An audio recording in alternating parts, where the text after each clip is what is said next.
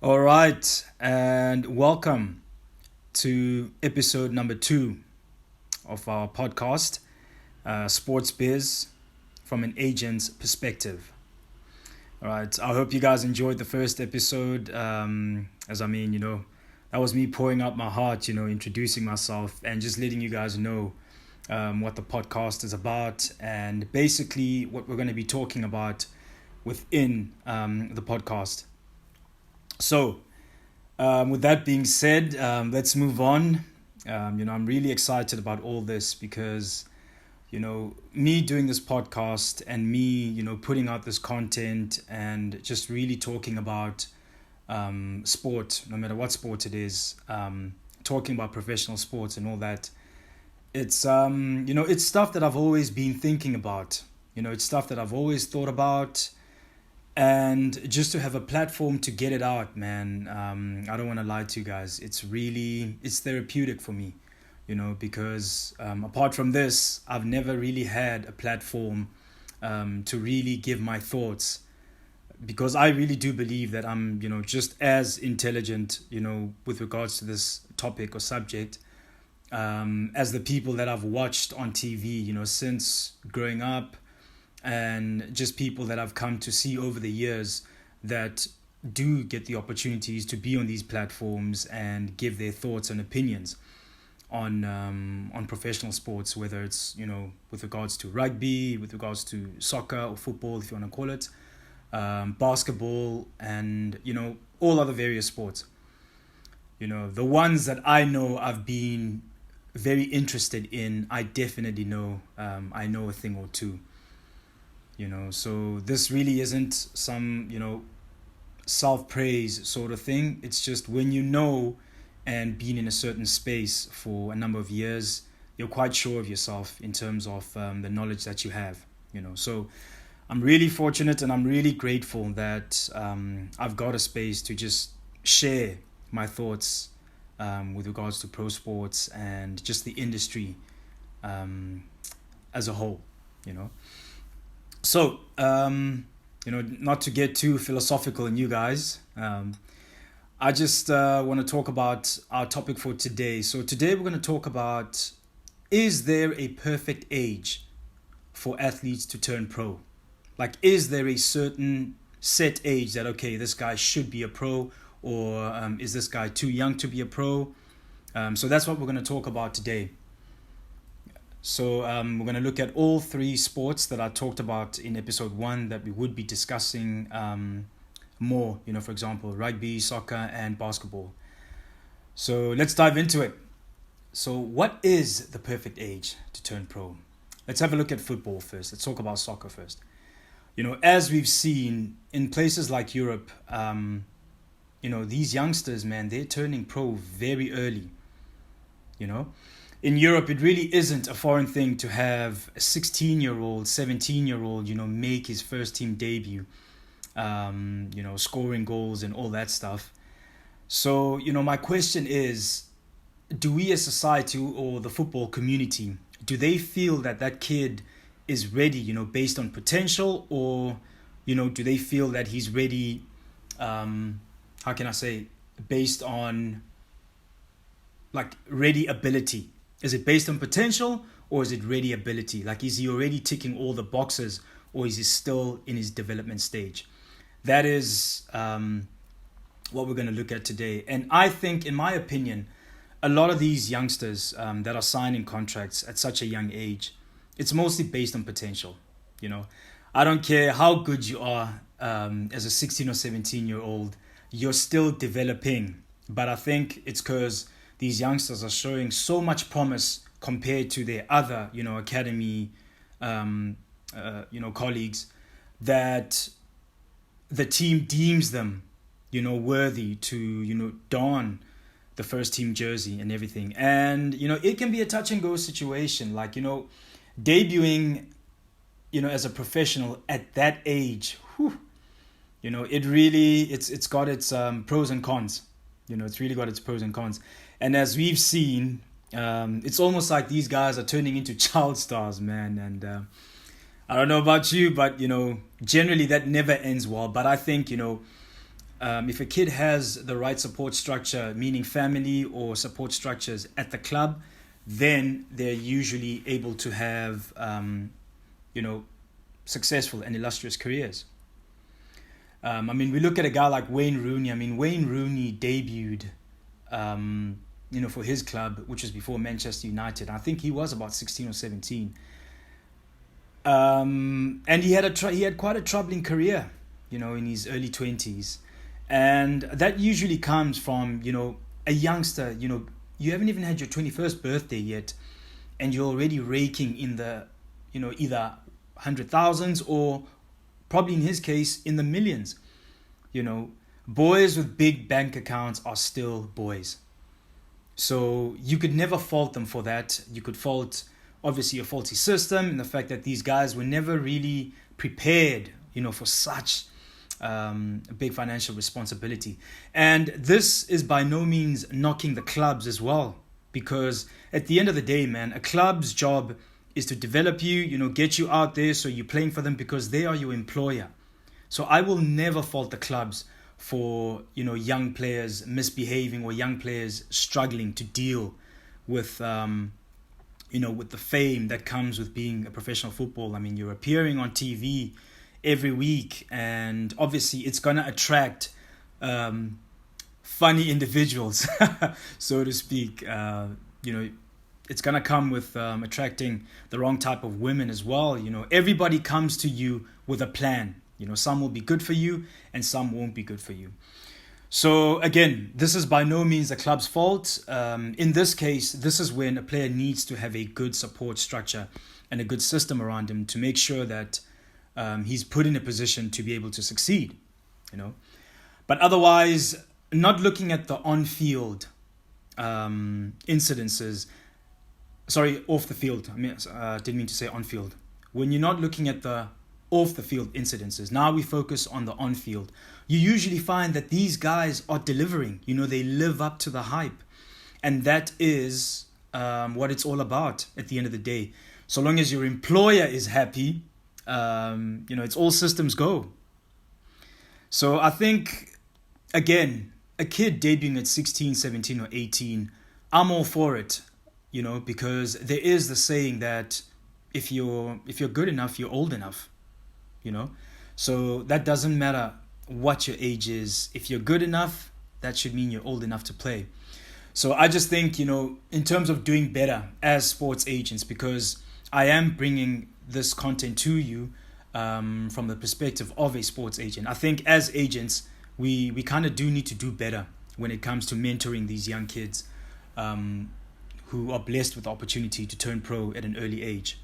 I think it really is our responsibility to ensure that they are put in a position to succeed and have longevity. There is nothing more sad than a kid getting his professional debut at 16, 17 or 18, and then, by the time he's 25, he's washed up and done.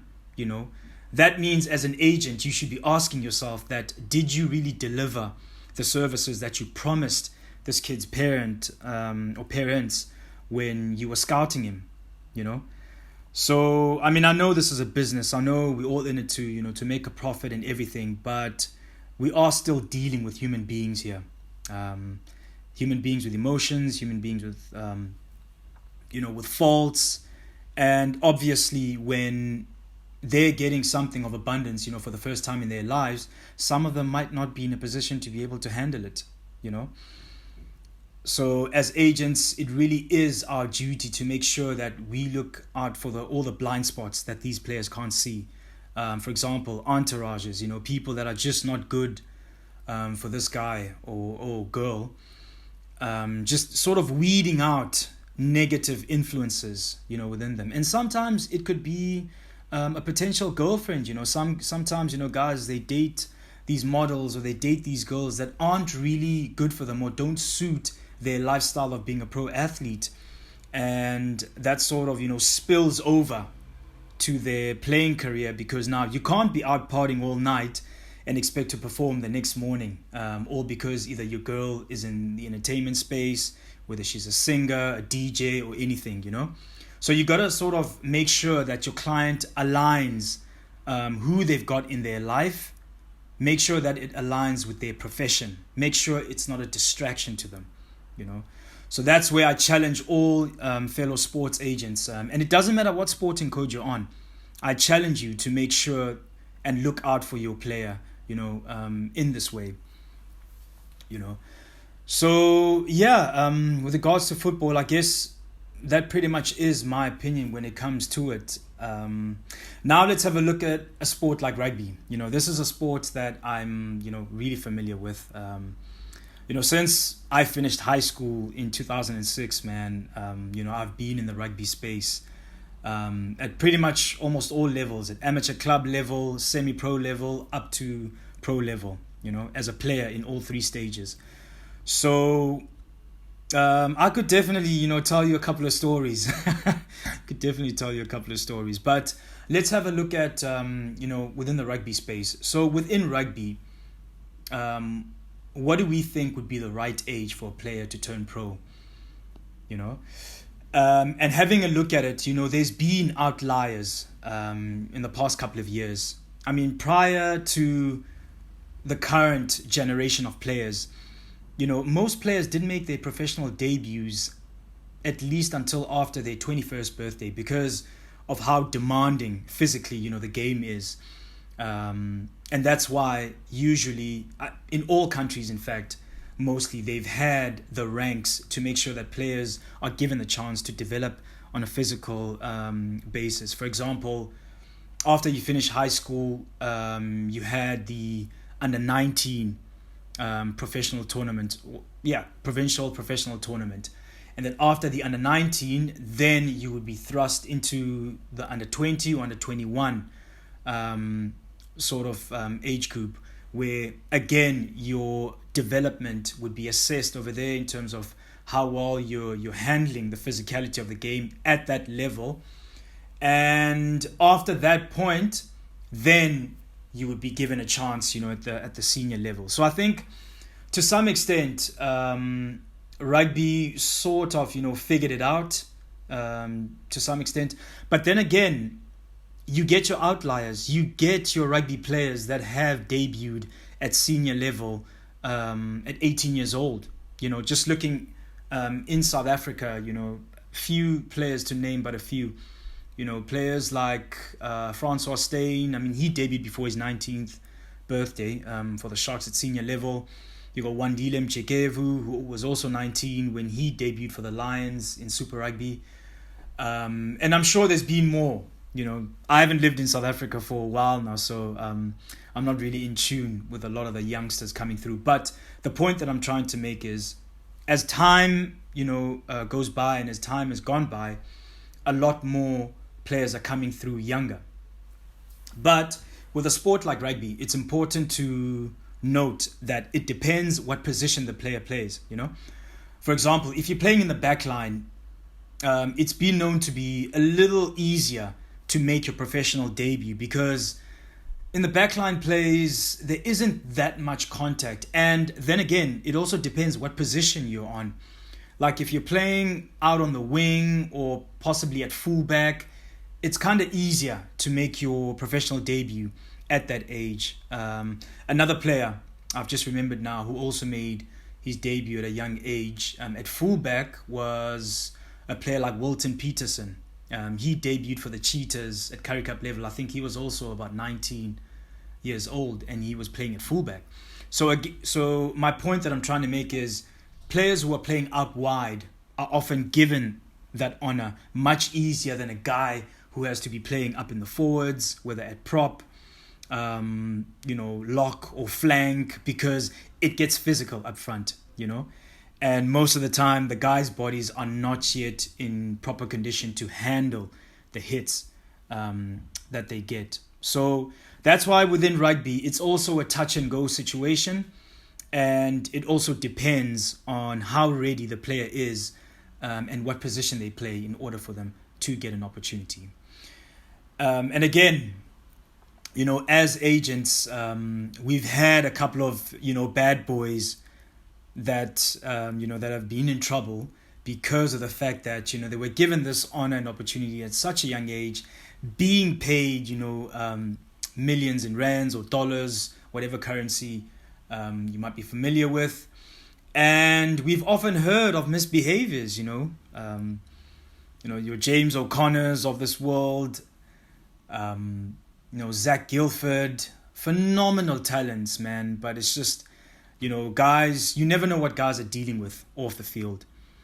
But, it's good to see them, trying to turn over a new leaf, though, when you hear about their stories and you actually get to hear, firsthand what their struggles were, what they were struggling with and why they were behaving that way, So, yeah, it's a double-edged sword, this whole getting that honor at such a young age, man. And it takes a really special individual to be able to shoulder that responsibility and to just, take the opportunity and just run away with it, So it's an interesting one. And again, you can never fault the teams, because when a player is showing so much potential and so much promise compared to his other academy teammates and everything, you have to give him that chance.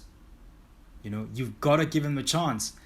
And those guys definitely deserve the chance, man. But what is sad is it would have been nice to see a lot of these guys. I mean, the only one from the group that I just mentioned, well, the only two that were able to, really take the opportunity and run away with it. And we've never really heard any problems regarding, their off-field endeavors, is Francois Steyn and Wandile Mchekevu. I had the honor of meeting Wandile at an event a couple of years ago, and I was just taken aback at how, at what a good head this kid had on his shoulders, man. How humble he was. And this was after the time where he had scored when he had scored a hat-trick against the Chiefs of New Zealand. He had just scored a hat-trick, and he was just so humble about it, man. And he was just so, grateful for the opportunity, and it was just so amazing to witness that, And Frans Steyn as well. I mean, Frans Steyn just put up a massive performance for the Boks last week and was highly influential in their win over the All Blacks, New Zealand, So it's good to see that talent that was identified at such a young age now in its early 30s. Because, I mean, Frans Steyn is only 34 years old. He's only a year older than me.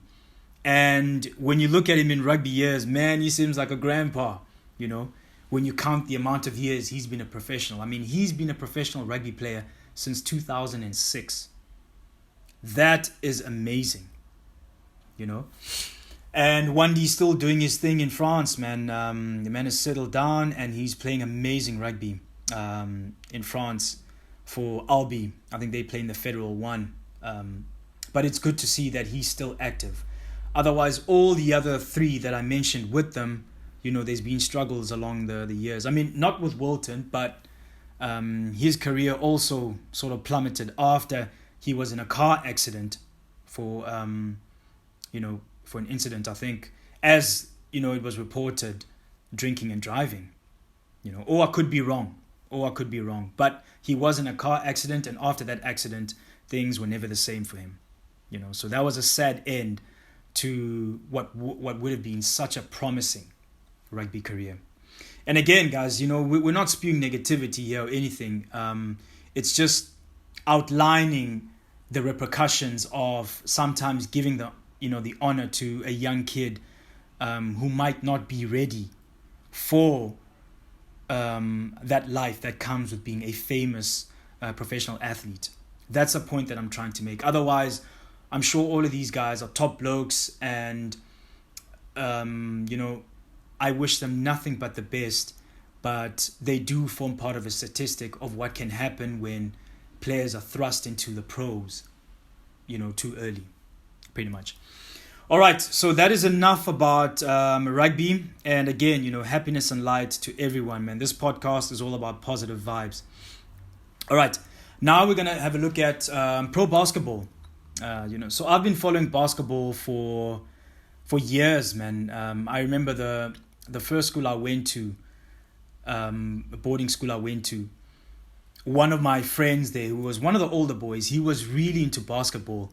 And he was actually the one who introduced me to just watching basketball because he was a big Michael Jordan fan. So this was around the years of like this was back in 1997, you know.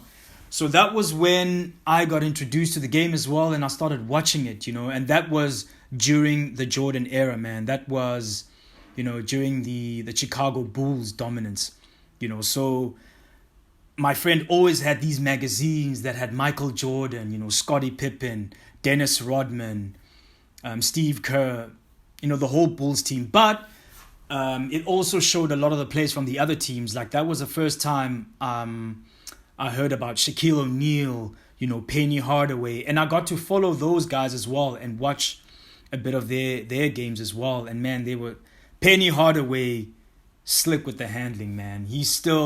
I still watch his footage till this day, and it's all up on YouTube. You know, so if you want to check out Penny Hardaway, I would recommend it. So just following basketball, you know, from back in the 90s, it really, you know, made me enjoy watching the sport. And then that's when, you know, the Allen Iversons and the Kobe Bryants were also coming into the league. So I've followed basketball all these years, you know, and just having a look at the players that turned pro at an early age, it's the same story with football and rugby. You know, you get a lot of guys that, you know, struggled with the responsibility of turning pro at an early age and everything that came with it, because it's the life, man. It's the bling, you know, women, alcohol, you know, you just getting pussy always, man, you know. And you know, and this is not to be derogatory and anything. It just is what it is, you know. You're just getting women from all angles, man. Beautiful women, and you can't deny them all. It's tough, brother. Like, you talking about high class women, man, that are checking for you, you know. And when you're a dude, you know, while coming up, who wasn't getting much attention from really high class pretty women, it can be, you know, you can have blinders on when you get into the pros. So that's what usually sometimes happens with a lot of these guys. It's a lot of the outside factors that affect them. But, you know, names that are definitely worth mentioning for guys who took the opportunity of coming into the league as youngsters and just ran away with it rampantly. I mean, you look at guys like, Kobe Bryant, RIP to, you know, one of the greatest for sure. I mean, Kobe came out of high school and he went straight to the NBA and, you know, had an illustrious career. But his career was also plagued with, you know, controversy as well. You know, he had his fair share of bumps along the road. But, you know, the kind of career he had coming towards the end when he was just focused on the craft, man, it's amazing. And just watching a lot of his footage as well, and just that whole Mamba mentality thing, man, I adopted it. Like in anything that I do, like I try apply that whole Mamba mentality, because it's just taught me the value of work ethic, you know. So just to see how Kobe Bryant's career panned out is nothing short of amazing. And this was a kid who came in at 18, 19 years old, you know, and retired in his late 30s or even early 40s. I think he was 40 or 39 when he retired. So it's an amazing thing to see, man. And then obviously the most notable of youngsters coming into the league and just taking the opportunity and running with it is none other than LeBron James.